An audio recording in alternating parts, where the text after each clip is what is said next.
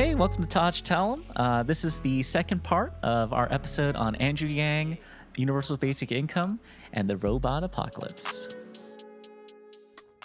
I could understand people's skepticism for UBI right now, because, by and large, what unemployment's at record lows, Which is a lie, by the way. true, which it actually is a deceitful I don't want to say statistic. it's a lie.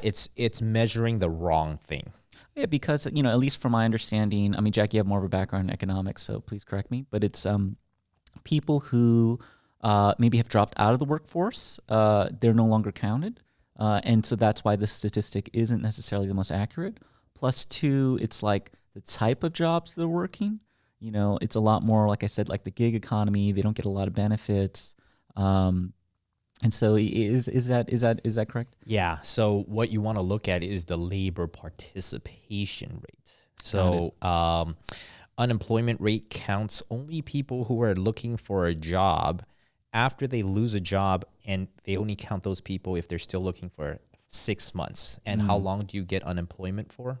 6 6 months. Got it. So once you're out of that, they don't count you anymore. So they assume that you're not looking for a job. They assume that you're going to go to school. And once you go to school, you're not counted in. Got it. But sometimes, like in 2008, when all the, the Great Recession happened, a lot of people went to school because they had no choice. No, that's fair. It's like, oh, I don't have a job, so I might as well go to school and get retrained or do something different. No, that's true. Not that they don't want to work. And then the labor participation rate it measures how much of working adults, adults aged between 18 and 64 or something like that are actually in the labor force right now. And the current number is like 62%. Oh, wow. And that number is even lower for men.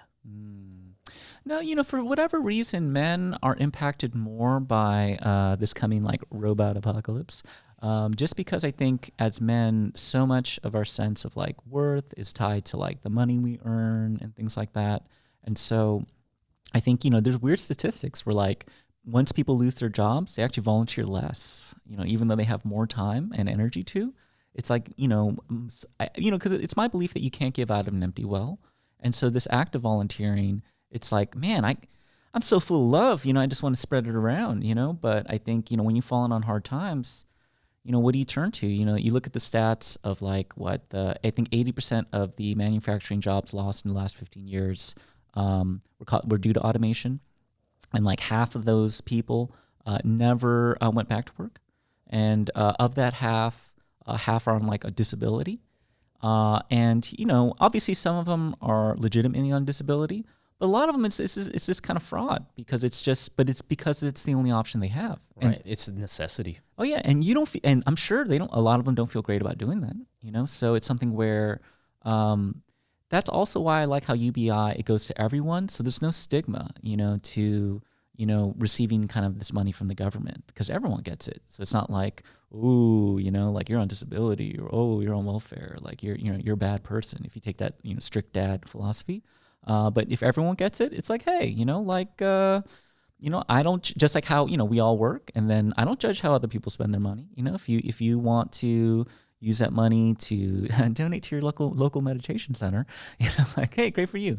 But if you want to use it to get the newest iPhone, hey, also great for you. Like it's not my business, it's your money.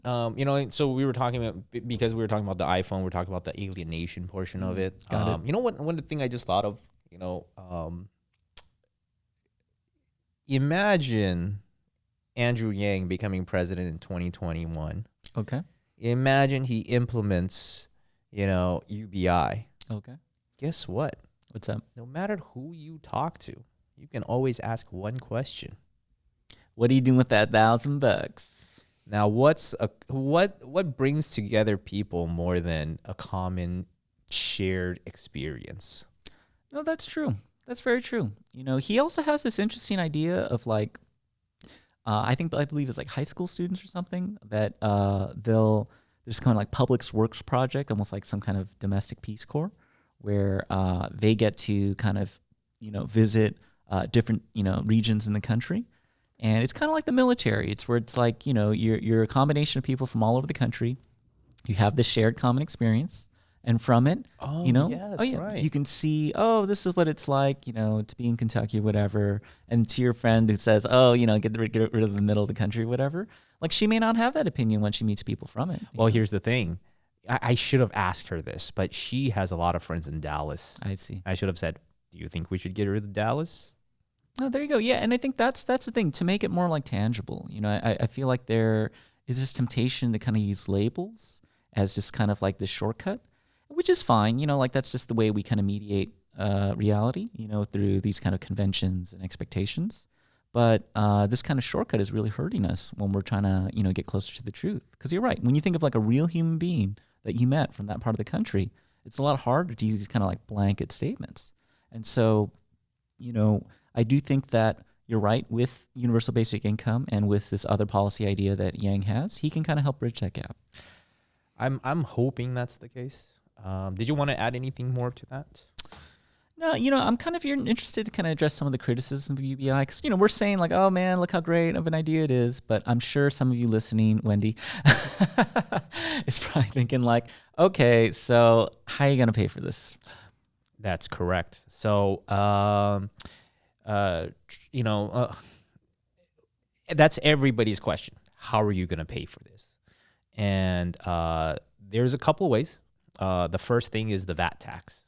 What's a VAT tax? So it's called the value added tax. So think about it as like a sales tax. Okay. But it's sales tax that companies pay. Got it.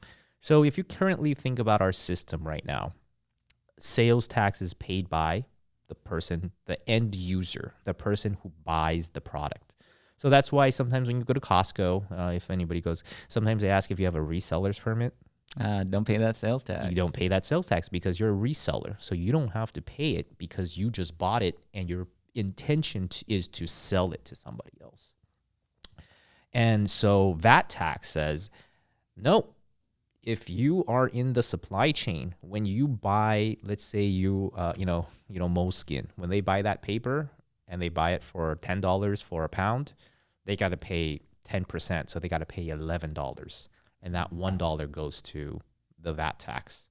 And then when they take that and they sell it to somebody, sell it in the store for $20 and somebody buys it for $20, they pay $22, but then $1 is paid by the first person and then so the difference between the 10 to the 20 is only 10, so the consumer only pays the 1. Mm-hmm.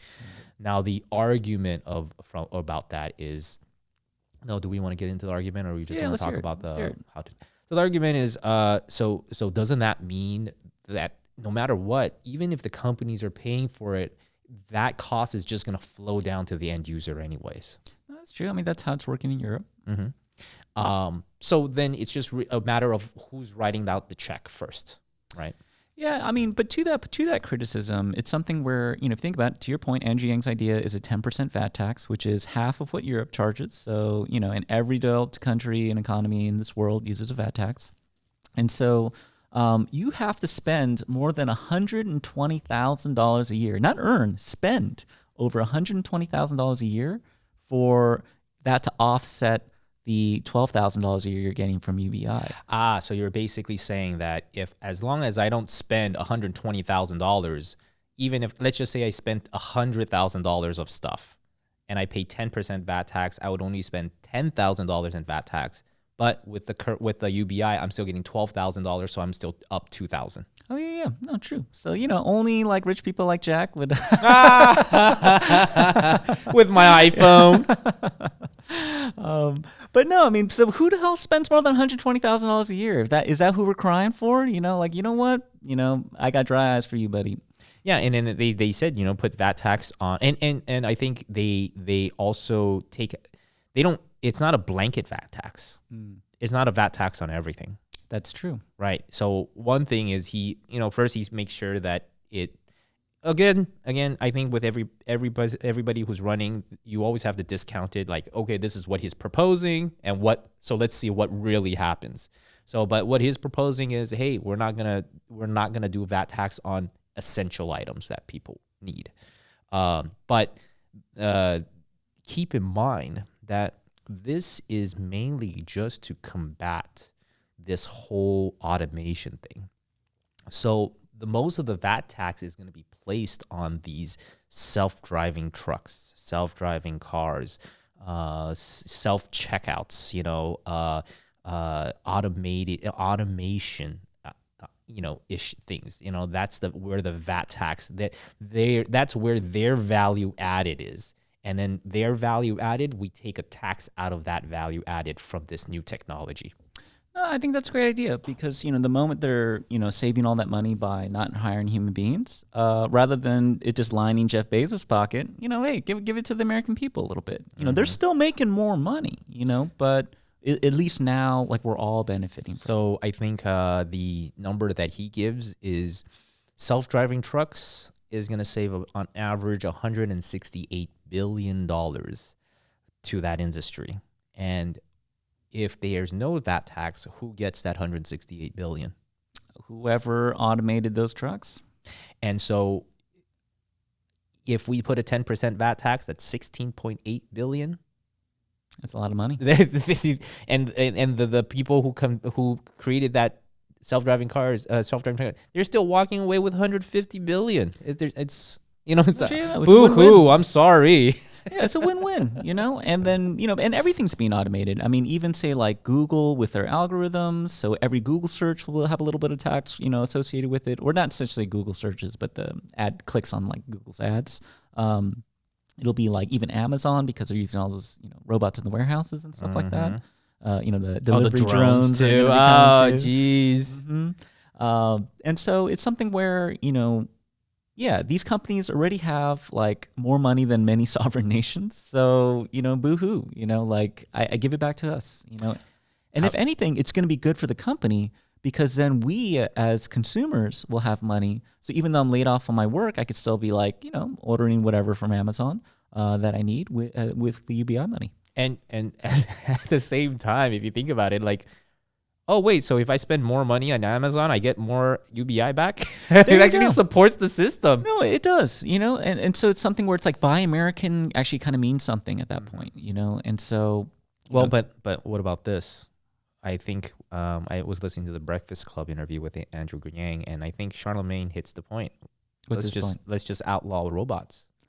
Well, I think all respect to Charlemagne, I think that's a very kind of myopic perspective. I think a good analogy is thinking about climate change. Hey, nobody wants, the Earth to overheat, so we're all in this together. It's the only planet we got. And yet, it's freaking like difficult to enforce, any kind of meaningful regulation. And so I think similarly, we're in a global village here, so yeah, United States, we could ban like self-driving trucks or whatever. But then, is China going to do it? Is Europe going to do it? If they don't, we're going to get pwned. The thing about AI is that there's a huge first mover advantage, because the reasoning is whoever develops the AI that's as intelligent as a human or a little more, at that point, they've already won because then that computer will then become self-aware and then begin to improve itself, and at that point, hey, whoever got to that level first, they've won the game. They have. Oh yeah, and it's something where it's like AI, like even now, like we don't quite understand the full ramifications of AI, because asking that question, what industries are going to be disrupted by AI? That's like asking the question, like in the 1800s, what industries are going to be interrupted by electricity? Like it can literally be applied to almost like everything, and so we can't even conceive of the world we're going to live in once AI is possible. No, I mean even with the internet, something even as recent, like. At first, you just thought internet was for porn. But now, I mean, hey, podcasters now. Like, hey, there you go. Who thought about 8 years ago? I mean, maybe even shorter than that. Like, who thought podcasting was going to be a job, was going to be a career? No, that's fair. I mean, even our host at this space, he was saying that Joe Rogan is estimated to pull in like $100 million this year through ad revenue, alone through his sponsors. And so it's something where, we've already witnessed, like the creation and destruction of many industries. And so how much more so when this next wave comes? And so that's something where, as much as, I can kind of sympathize with that sentiment that Charlemagne had of like, hey, it's as simple as just kind of stopping it, like like Terminator 2, like just killing, the T-1000 or whatever. It's just not gonna happen. Yeah, I mean, like, drugs are bad, so let's outlaw drugs. Yeah, the genie's out of the bottle. Yeah. And I'm not comparing technology and drugs. I'm comparing the effects of outlawing anything. It just doesn't work. We can't control. We just don't have that much control. I mean, it may feel good to say that, oh yeah, that's illegal, but you just can't stop it. You can't. And so, because China, I mean, we even see it right now with like the whole ban on like cloning humans or whatever, or like messing with the human genome. Apparently, we all agreed we weren't going to do it. Then all of a sudden, China, they're like splicing these kids' DNA, to try to make them more resistant to AIDS. And they weren't supposed to do it, but guess what? They did it, And now when these people begin breeding with the rest of the population, who knows what effects those changes are going to have? And as that begins to kind of, pour across whole populations, man, guess what? I marry some Chinese chick, and then she has, like some fucked up genes, and then my kid's some weird mutant, I mean, we don't even know the ripple effect of all this stuff. And so that's where, it's a noble intention to try to think that we can work together. But, history has shown time and time again, like, it's just not going to happen. So, we have to recognize reality for what it is. And, because I'm an American, I want to see us kick ass in the AI field. I want us to be the first to design that kind of human intelligent or better AI. And then, see where it goes.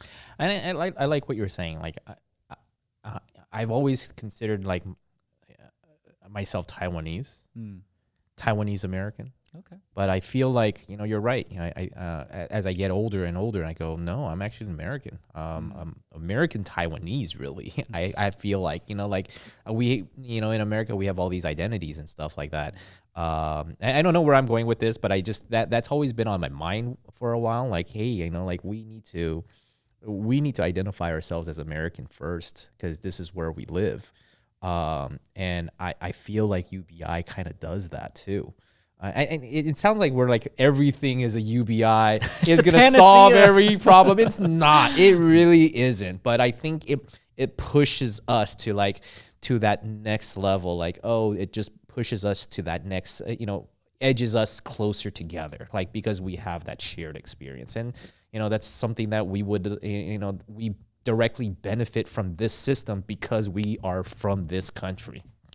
No, that's true. I mean, because that takes all like the empty kind of political rhetoric and it makes it like meaningful and substantial, because, like I think everyone's standing for the flag if, that flag has helped give me $1,000 a month. I mean, yeah, because otherwise it's like, what the fuck did America doing for us? I mean, I'm not saying that America's done a lot for me and my family, so I don't want to like shit on America, but it's something but imagine like for those less fortunate, if your interaction with the state is a police officer, doing violence on your body unjustly, if your interaction with the state is like unjust, criminal laws, or it's like unjust, or a lack of opportunities, it's perpetuating this kind of, systemic racism, I can definitely see that, yeah, I don't have a lot to be really proud of. This country in their laws used to consider me property. Mm-hmm. And so, why should I be proud of this country? And so it's something where, at least with UBI, I mean, yes, on a cynical note, it's $1,000 a month. You don't buy the hand that feeds you. But on another note, it's like, hey, we all as people, if this goes through, we voted to make this happen. We all had kind of compassion for one another, because that's one thing that struck me. Like, we went to an Andrew Yang fundraiser. Oof. And what really struck me was like, man, like the people we talked to, at least, they weren't like, oh, I want that $1,000 for me and I could get this Nintendo Switch. It's just more so, no, you know what? I'm doing fine, but, I want the opportunities that I've been able to take advantage of. I want other people to have those opportunities. And so it's a spirit of kind of altruism. And so that's where, like, man, when I saw Andrew Yang walk in, dude, the crowd just like freaking erupted. I even heard someone yell, like, is this a kegger? Do a keg stand. And it was because, like, just the enthusiasm, that comes with, like, people coming together for a good cause to try to benefit, like, everyone. Mm-hmm. And so it's something where, You know, And yeah, I mean, we met that guy who said he was making $400,000 a year, like, and I mean, he loves this country. He said it wouldn't be possible until he was in this country. But now I think, and I asked him, I was like, you don't seem like a guy who would want UBI. Like, you pulled yourself out. You were homeless. You made something out of yourself, and you were able to create a business and make that much money. Why would you want UBI? And he says, it's the only country. This is something that would help people get out of that situation even better. And he has more compassion for those people. It's like, I know people like, Chinese people, we hate tipping. But if you've worked in the restaurant industry, you end up tipping more. that's fair. 'Cause you know what it's like to be on the other side, and I think that's where, yeah, I think that gentleman we spoke to, like, he knew what it was like to be on like kind of the wrong side of that stick, and so he really benefited from the opportunities that this country afforded him, but he also understands the facts on the ground that, like, these opportunities are scarce, and they're only going to become scarcer, because right now with, I mean, given the asterisk, like, historically low unemployment statistics, imagine once 80% of jobs are gone, how many of those opportunities are really going to be left? And so, what makes me sad though is that just, I mean, whether it be this country or just human beings in general, we're bad about like long-term threat assessment, because biologically we're good at like short-term. So like, hey man, that's a bear. Whoa, fuck, like we're good at that. Our instincts over the many millennia, have kind of brought us here. But long-term, like we're shitty at that. And so that's actually my biggest concern, where I think, we're speaking about this coming robot apocalypse, but it's like, I don't know if the American public can appreciate this, because there's a lot of issues that are like a lot more like kind of urgent to some people, like whether it be criminal justice reform, Yep. whether it be, like, social justice issues and things like that. I'm not saying those issues aren't important, but I think like, hey, the moment like 80% of people are out of work, Those issues are out.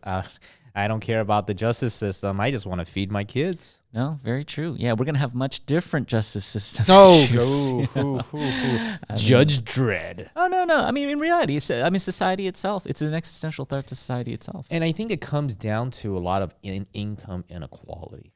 How so? Well, I mean, we talked about how Andrew Yang wants to focus on measuring the economy a different way, about not looking at GDP. Correct. And again, these numbers I'm throwing out, it's take it for the concept rather than the actual number. But I think while Trump was in office, we've added $7 trillion to the stock market. Oh wow, really? Yeah, 7 trillion? Yeah, I mean, if you think about it, this year, we saw three companies break $1 trillion in market cap. That's just Apple, Amazon, and Microsoft. No, that's And like whoa, now we have $3 trillion companies. Like, I can't even fathom that number, trillion. I mean, we hear in the news, but really, if you really think about it, that's a huge fucking number. That's 1,000 billions. Exactly. I mean, think about 1,000. I mean, that's 100,000 millions. All right. Now, how many people? Let me just ask you, and how many people benefited from that $7 trillion in stock market? Well, I mean, I do own some stocks. So, Well, I mean, but it's not. But definitely nowhere close to any like a 0.000000001%. And then think about how many people who don't fucking see that. No, that's fair. I mean, because they're just so busy working their job and paying the bills. no, that's true, and I think that's why like I push back against the whole like strict dad kind of philosophy, because it's like some motherfucker who believes in that philosophy would be like, well, then those people should educate themselves and invest in stocks, and it's like, well, easy for you to say, bro. Like it's hard to like already when you're just working full time, you're trying to manage your social life, you're trying to eat right, exercise, whatever. But then if you don't have access, because who are you going to trust to learn this stuff? Some random dude on YouTube, like. And a lot of times you hear like, okay, I have some money now. I want to put my money in, and you put your money in, and right away the stock market tanks or some shit like that. That's true. Yeah, because it's one of those things where, yeah, it's like, unfortunately, it's smart money gets out first, you know? So it's just something where, you know, yeah, you're left holding the bag most of the time if you're a small investor. We need to secure the bag. No, that's true. No, I'm laughing because I love the meme culture that's surrounding Yes. Andrew Yang. I think it was like WikiLeaks. They had this funny quote where they said something like, Andrew Yang has won like the. Oh, hold on, let me read it. Did you say WikiLeaks? Oh yeah, WikiLeaks said, did Trump just lose the 2020 meme war? Just because of all the Yang Gang memes. And while we're on that topic, what's kind of interesting is like, one thing we saw, during, that fundraiser was Andrew Yang talking about how the mainstream media is covering him. He brought up this interesting, observation where, he had this interview with CNBC, and, he watched the interview afterward, and they only took out one part, and the part they took out was when he mentioned Joe Biden is part of the old guard. And so it's something where it's like, hey, like there's nothing. And that's a nice way to put it. Yeah. So mainstream media, they have their fucking like clear agenda. I mean, don't get me wrong, everyone has an agenda. But what I don't like about it is they're dishonest about it. They try with their authority. They try to pretend like they're very objective, that they're a news organization. They have reporting standards, whatever. And obviously they don't. And you can see even in the means of production. They don't. Compare that to someone like Joe Rogan, who live streams his podcast, Or Dave unedited. Rubin. Does Dave Rubin live stream? He live streamed that conversation with Andrew Yang, or even like Ben Shapiro. They do the long form. There's no editing. Oh yeah, and I think that's something where there's no hiding then, so what people are saying. And I think if you track like Joe Rogan and these other podcasters' success, I think a lot of it is a desire to have authentic communication, authentic conversations, because like, look, people aren't stupid. They know, like, they may not know the exact lie, but they know when something's a little inauthentic. And I think that's probably one reason why most people are not kind of trying to tune out politics in the news, because it all seems like lies. And I think that's why the mainstream media, and when I say mainstream media, we're kind of talking about the left-leaning mainstream media right now. I mean, most of it is left. I mean, but Fox News is like no different. Oh yeah, they're all. I bunch them all together. Like when Trump, it's kind of interesting. Trump was the guy who shined the light on those cockroaches. Like he was like fake news. And when I remember in 2016 when I heard him, I'm like, fuck you. Like, what do you mean fake news? Your Fox News is fake news. Then after I started following Andrew Yang, I started noticing it. They would purposely exclude him out of things, write weird pieces about, guilt by association kind of pieces, phrase certain questions. And I use this example with you last time, did you stop beating your wife or your girlfriend? Yeah, they would ask questions like that where, yes, and you're damned if you do and you're damned if you don't. Like, and they have a lot of power in that. And they have to do that so that they can get the sound bites for those 5 minutes so they can put it on a commercial and, get people to watch.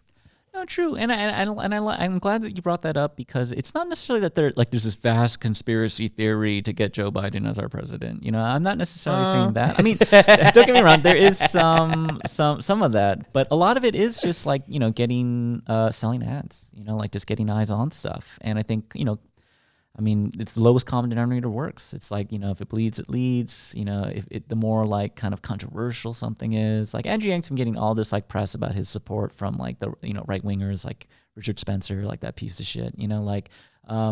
And this is something where like Andrew Yang's like, why do I have to even answer this question? Like, look at me, I'm fucking Asian. Like this is an anathema to everything I'm about. He says it's confusing because I don't usually look like a prototypical white nationalist. Yeah, and and Andrew Yang's been the victim of like racially motivated bullying. As a kid. But I love that, like the way he answers it with so much class. He does, he doesn't get strident about it. He doesn't engage in like identity politics, and it's something where he's like, hey, let's get back to like the issues, like, I mean, yes, this stuff exists and yes, it's shitty, but it's like, hey, like No one wants to hear about that, right? And I say that not that no one wants to hear about race or things like that, but no one wants to hear about racism against Asians. Like, they don't give a shit about, racism against Asians. Um, That's a whole nother episode. yeah, that is, and I say that because, what's interesting is like, as more people I talk to, about, Andrew Yang, um, you know, people they generally by and large like the idea of universal basic income. The only pushback I've been getting is that, oh, he'll never win, and I'm like, okay, why won't he ever win? And they kind of him and they ha, but in reality, the truth is, oh, because he's Asian, like, and it's like, okay, I was guilty of that. yeah, but then it's like and you know what, I was guilty of that too, and I just kind of accepted it. But then now, because this podcast, I began to kind of examine, like, yeah, why was I so quick to assume that America would never elect an Asian president? Like, he's got good ideas, but he's not gonna be president because he's Asian.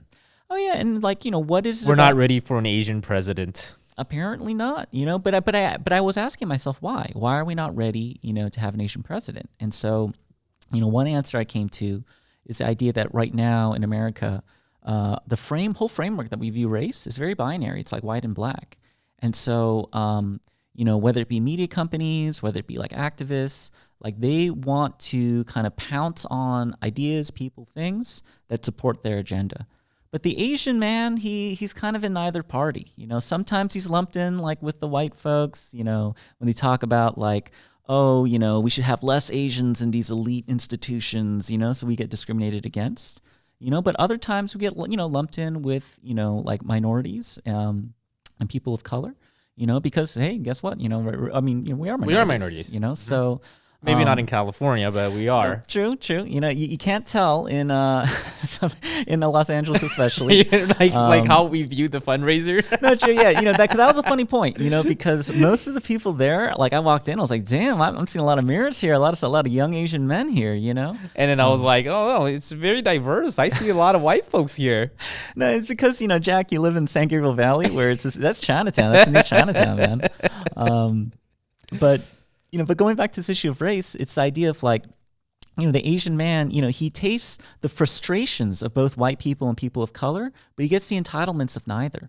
Like no one takes like Asian people complain about racism seriously, but on the same token, like there's that bamboo ceiling, like you'll never see like Asians make up something like 30 or like 40% of like the population of like elite universities who train the leaders of tomorrow. And yet we're like less than 5% of like CEOs of like major Fortune 500 companies. And if I don't know the number, but you can also look at the percentage of Asian Americans who work in the tech industry. I'm sure that's also a pretty high number. No, it is a very high number, And then what's funny though is like sometimes there's these news articles that like they sum up like it's like, it's predominantly a white organization, but it's like it's a plurality with a significant, Asian population. But we just kind of, when it's convenient for people, we get lumped in with kind of white people. And I think, but this kind of liminal like space that the Asian people kind of inhabit, I think that's what makes us perfect to become president, because we're kind of a little above the fray. Like we've kind of transcended like race a little bit. Terrence 2024. Woo! Like, hey, someone up there start a super PAC, if Yang fails, then, I hope, and that's not going to happen. No, I hope not, I feel like we're almost great referees in this case. No, we are. You look at, say, for example, that whole like scandal at Yale about like the Halloween costume stuff. Like, what did they do? They hired their first Asian like chancellor, and so it's something like, okay, like, because it's a party that neither, it's a compromise, it's like the white people want someone white, black people want someone black, but hey, this Asian guy, all right. And we get, I feel like with Andrew Yang, he kind of transcends that. Not just because he focuses on the issues, but if you really look at it, we haven't mentioned his history, how he started this nonprofit called Venture for America. Correct. And for those who don't know Venture for America, it is a nonprofit where he noticed that there was a brain drain, like you're saying, going into the coasts. and all these. Obviously, they go where the money is. I mean, you can't blame them. They go where the money is, and the money is in Wall Street, and the money is in tech. That's where they're going, and he's seeing this huge void in the center of the country, the part of the country my friend wants to get rid of, and he's trying to place people from universities into these startups in St. Louis, in Cleveland, in Detroit. I mean, you can't get more American than those cities, and like you can tell that he's not self-interested. He's not trying to help just his own people. He's trying to help people in general. He's trying to help this country because he feels like he's an American first. He has kids growing up in this country, and he wants his kids to grow up in a great country that America was and still is. I would still argue America is still a great country. No, I mean, I agree with you. I mean, it's not a perfect country, but where else you want to live? I think it's the best we got. And so I agree. I think it's something where we got to focus on what kind of unites us in some ways, and that's why I like his candidacy. Like UBI is not like an Asian person's issue. It's not a white person's issue. It's not a black person's issue. It's an issue for all Americans. It's going to benefit everyone equally, and so. And the mainstream media keeps trying to pull it towards a racial issue sometimes. Yeah, they do. I mean, don't get me wrong. I mean, I understand like why certain groups have like grievances, and I think those grievances are valid and they should be heard. But on the same token, let's living in reality, there's problems that affect everyone. And so why don't we just get those off the table first, and then we can talk about like specific groups, that's kind of my philosophy on it, just because, I used to be quite the idealist. And then, as I live in this reality more and more, it's like, okay, I just get disillusioned, and so. It's easy. It's easy, the test of reality is very difficult. And also I'll say this, as much as we can pick apart the problems with America, you visit other countries, especially like, third world countries, and you recognize how good we have it here, Ooh, yeah. Yeah, when I was in Kenya, like most people's bathrooms in America are bigger than like the houses they would live in. And so it's something like, I mean, materialism isn't like the source of like all meaning and happiness in life, but like, fuck, I don't want to live in like a bathroom, you know what I mean? Like, and so it's something where, we are better off than the vast majority. I mean, just look at healthcare in general. I mean, even how fucked up our healthcare industry is. There are people in Kenya who have to walk miles before they can get to a hospital. No, that's very true. And so it's something where it's like, we let's turn backward a little bit, have some gratitude for, where we are. And, and then in that lens, kind of see how best can we kind of preserve what works and what's doing well, and kind of move forward. And so, and that's very kind of nuanced. So, the thing is like, I'm not saying that these other issues aren't important and shouldn't be, attention shouldn't be paid on them. But that's why I like the idea of universal basic income, because it's just letting the market then kind of take over. Because, with $1,000 a month, if my big issue is like free college or whatever, hey, $1,000 a month kind of helps me pursue an education. And it doesn't necessarily have to be college. It could be vocational school, Or it could be Skillshare. Yeah, exactly. Yeah, it could be online. Like I learned, I make websites for a living, and I learned through online videos. Like I didn't go to school for that. Yeah, so Skillshare, let us know if you want us to promote more. Use the coupon code. Taj, tell them. But it's something where like, yeah, and if you care really about like healthcare, hey, extra $1,000 a month can kind of help you, address like healthcare concerns. And so it's something where like whatever your pet issue is, like universal basic income can kind of help you on that. So, that's why I say like at the end of the day, one of our strengths in this country is diversity. So I think our policies should reflect the diversity. And I think when you say market, a lot of the left, I don't want to keep saying left, but a lot of one side or would almost like, that's capitalism. Capitalism is evil. So I don't want to say. I feel like we should say let people decide, because that's what the market is. The market is made of people, and how better way for things to work out than putting money in hands of people, and they get to choose what they want to do with that money. And whatever they choose, you're gonna see those industries flourish, and you're gonna say, all right, this is where the money's going. This is where what people want out of the economy, out of the world. No, I love that idea, because I think, I mean, I read this, I was reading this book about like Google searches. And so what's interesting is like they're talking about the election and like, the polls, Hillary Clinton, New York Times had her at 95% going to win, and, it's like, oh, what the fuck happened, but people who were studying like search, data, one of the Google Trends. Oh yeah, Google Trends. But it's like one of those things where if people search for Trump-Clinton debates, they're most likely going to vote for Trump. If people who search for Clinton-Trump debates would most likely vote for Clinton.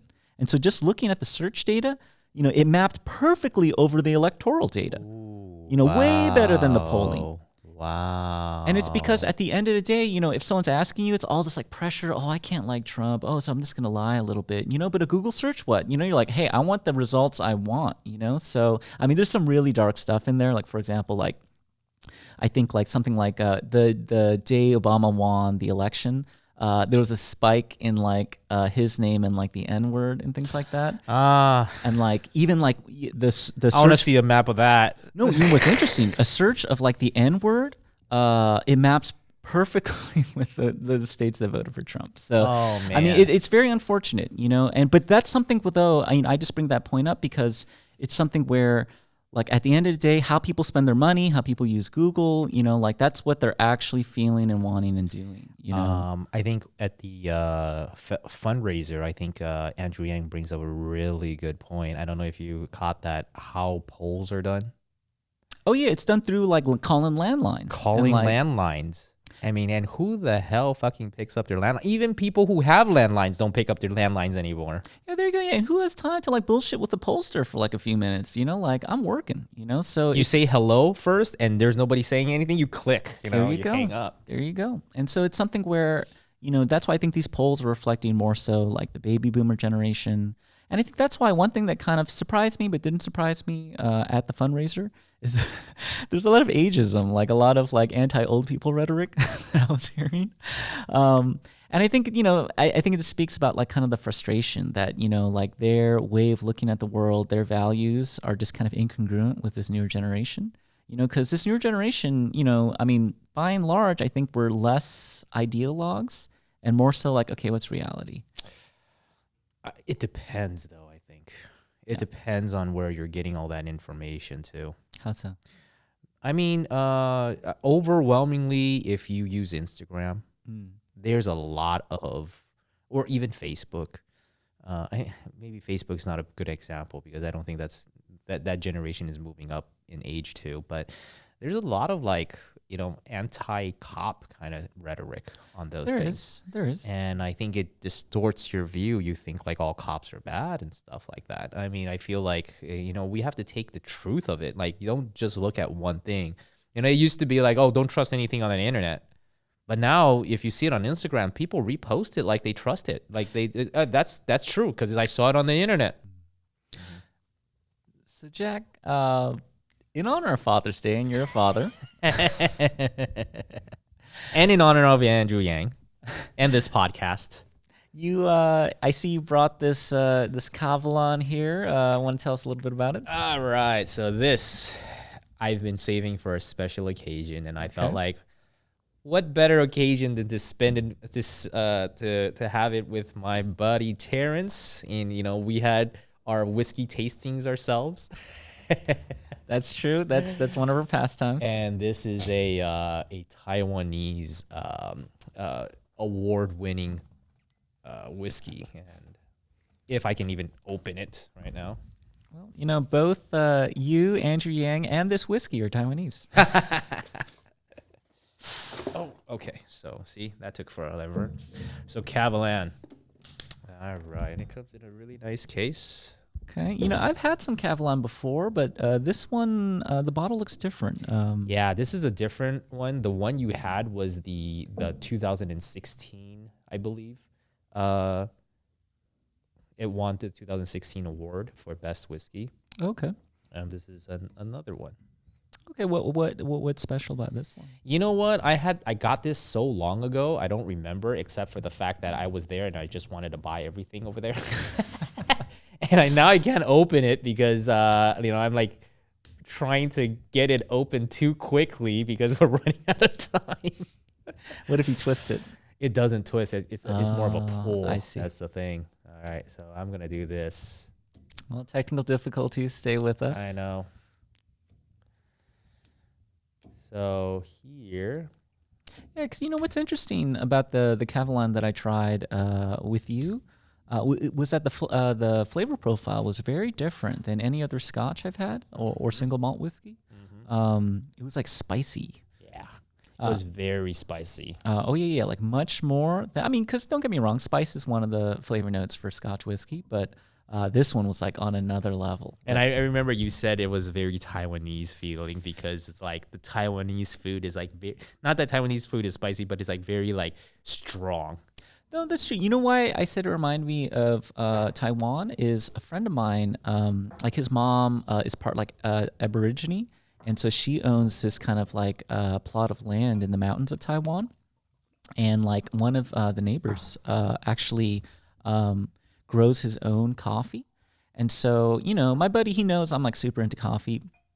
And so I ended up trying some of it. And it had a very similar flavor profile as the Cavalan I tried, which made me think that perhaps it's tied to the kind of land, the soil in Taiwan. Well, the funny thing you say that coffee, but the people who make the coffee there, I think it's Mr. Brown, same people who make this. Oh, okay. Yep, the same owner. Same owner. Okay, well, hey, cheers to that guy. All right, Taj, tell him. To a successful first episode.